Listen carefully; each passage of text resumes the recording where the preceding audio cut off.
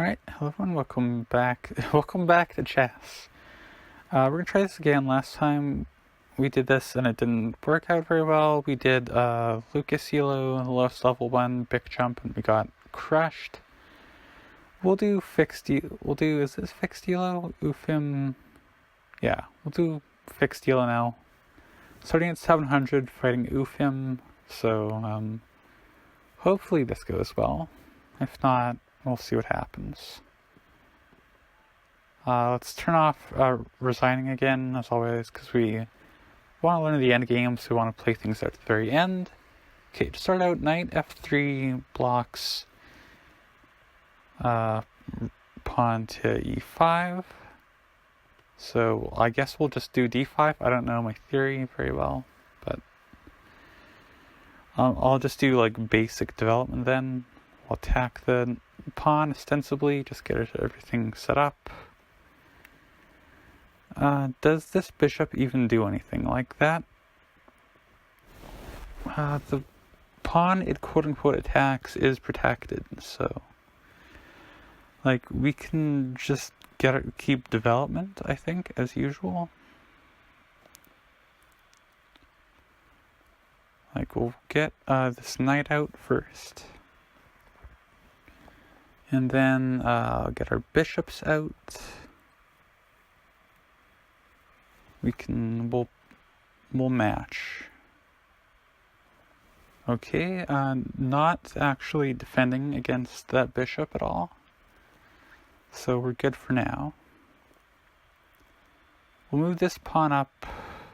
Technically now our knight is pinned to our queen, but it's fine. Nice little mysterious queen move back there. That's exciting. We could move this. Where do I want to move this bishop? This is more aggressive since it's pinning the knight to the king, but it's probably going to get pushed back with the pawn move anyways, so we might as well just like move it up here, right? Okay, if I am not mistaken, I do believe that drops the bishop. Like, I do believe this bishop is hanging. Even if not, I'm fine with an even trade, but we may as well take it, right? Okay. Mysterious. It does appear to be hanging. I mean, this is a low-level bot, so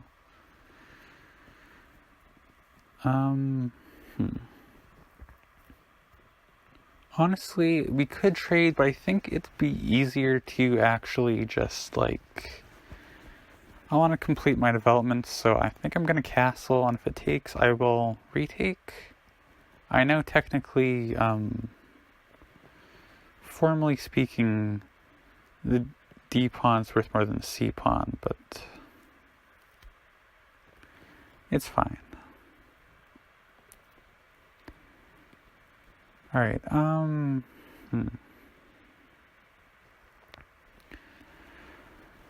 I do want to push my pieces further up the board now, so I mean we can start looking for trades too. Like the queen I guess is attacking ostensibly the h7 pawn. I don't know if my light square bishop's doing much at the moment, so maybe let's try pulling that back. Okay, I mean, I guess this is a 700, so it's gonna drop some stuff. Like, you're even if I lose the bishop for that, I'm kind of fine with it. And, yeah, if we trade for the knight, I'm fine with that. We will recapture. I think we'll recapture with the queen here just to avoid messing up her pawn structure. Mysterious rook move. That's fun. We'll trade down a bit. Alright. Pretty good. Now the D pawn is under defended, so we can go ahead and take that, I think.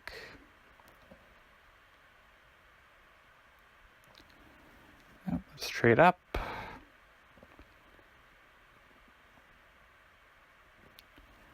Which way? Let's capture like this, I guess. Alright, that gets a tempo on us, but it's fine. We bring this back.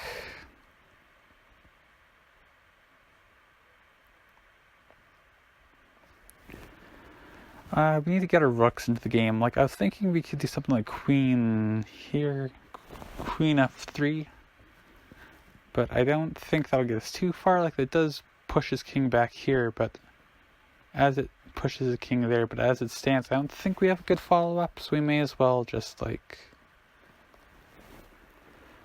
we got a nice comfortable lead. We may as well just, we'll shelter up this pawn, take things easy here. Just dropped another pawn. I think we can just go ahead and take.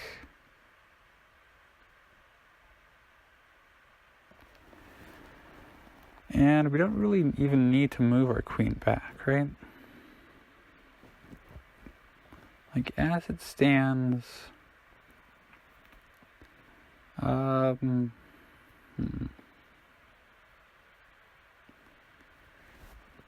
can even do a move like this to try to trade.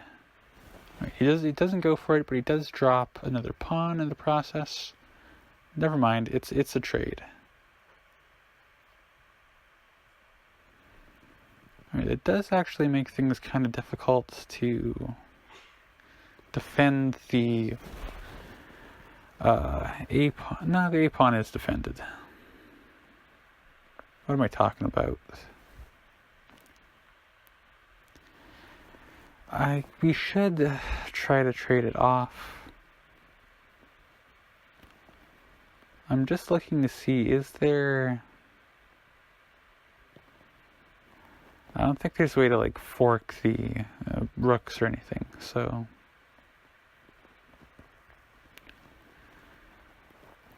how do we pressure him into a trade in a way that doesn't blunder anything? Let's dip this back. So now the queen is protecting the e7 square, and we can do a move like this. I'll take that trade.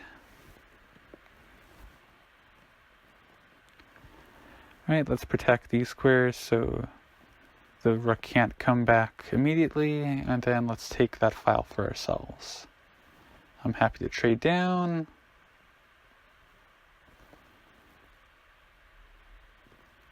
Let's get a check. I'm sure we can mate like this, but I'm lazy, so let's just walk this pawn ahead and get ourselves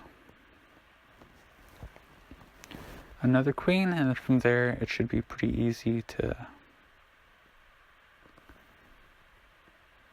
win.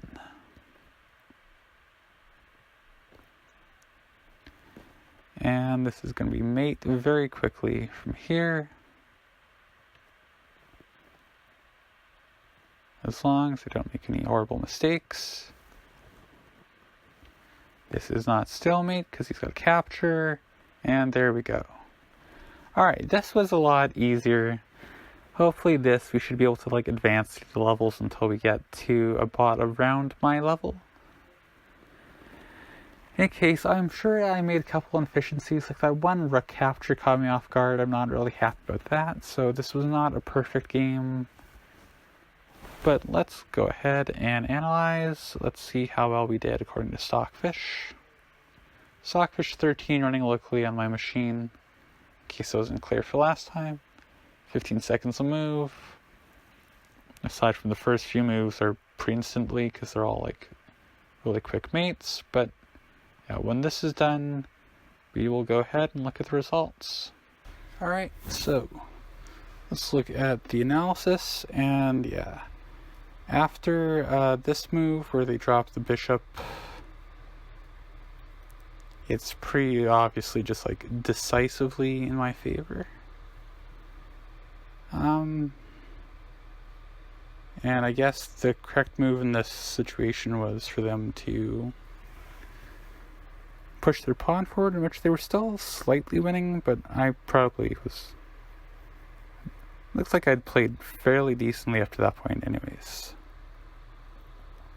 Look at my stats here. It says I have an ELO performance of 1313, which I don't know how I feel about it. It says that White's ELO though was 631. Given that UFM reports to be at 700, hopefully that's fairly accurate. Hopefully that tells us roughly about how long it'll take until I start struggling.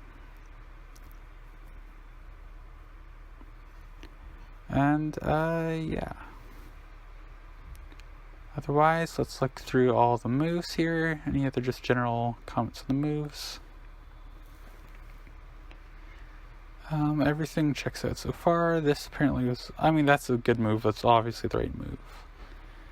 I do make some mistakes here, like slight inefficiencies once we get down to the more like technical stuff, but like at this point, like this is what, minus 14.29 so minus 15.73.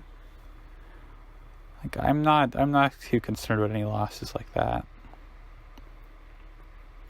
This is apparently a bigger one. Okay, yeah, that's... I didn't see I could have picked up the rook. That is a more serious mistake, I will admit. I mean, like, it's really still, it's kind of an inefficiency, but that is kind of embarrassing.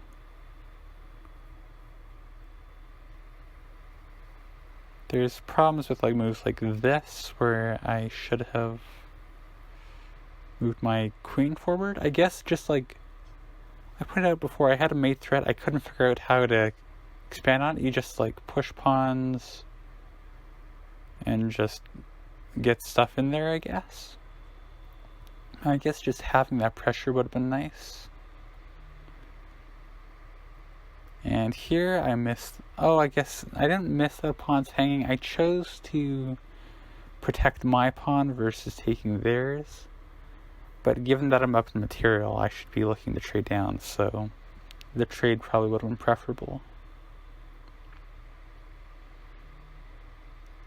And I guess, taking the pawns closer to the king is better, because it like takes away his protection more quickly. So here I didn't see this move coming, but it wasn't even... It was the best move, of course, I guess. I mean, that's what the blue says.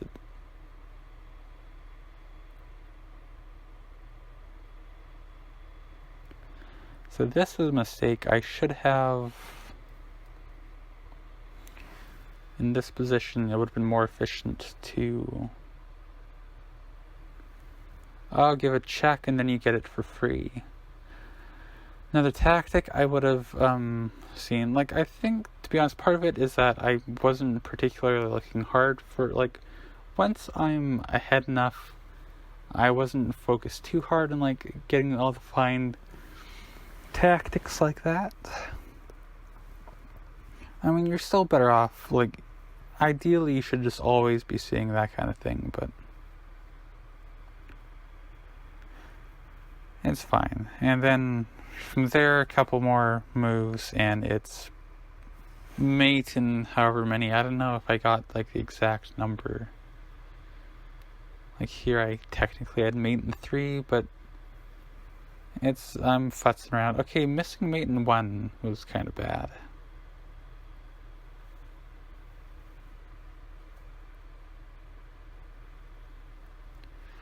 Right, because here the queen, right, is like... I'm sorry, I don't know how arrows work in this board. Okay, well, the queen is attacking these squares, so if you move your bishop here, that's game. So I missed that a couple times.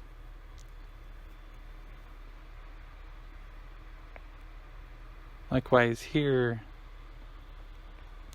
you got the bishop attacking these squares, and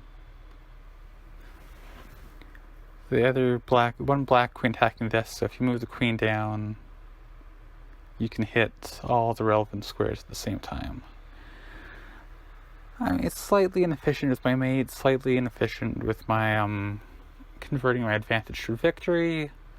I'm not too concerned about anything like that, though, to be honest. I'm happy with how this game went. So next time, this is the only 700. There's 2 800s.